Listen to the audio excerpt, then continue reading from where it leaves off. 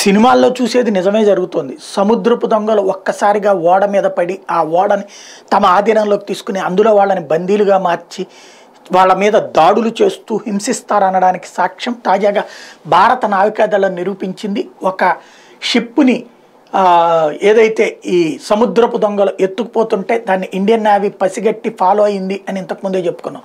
Britain సూచన మేరకు దాన్ని పసిగట్టి దాన్ని ఫాలో అయ్యింది.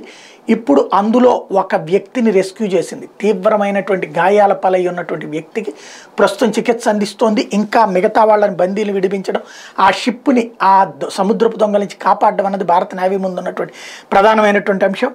Days after it started tiling A ship hijacked by Somalian pirates, Indian Navy warship INS Kochi was allowed to evacuate a crew member of commercial vessel MV Ruyan.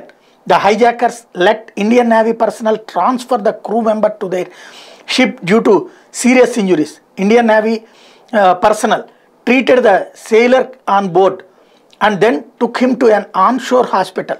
MV Ruyan was hijacked on December 14th and was located by an Indian Navy aircraft a day later. ఇది Indian navy వాళ్ళే పసిగట్టారు. దాన్ని ఇది నిర్బంధించిన తర్వాత ప్రస్తుతానికైతే దాంట్లో ఉన్నటువంటి వాళ్ళని కాపాడారు. రాబోయే రోజులు ఇంకేం జరుగుతుందో చూడాలి.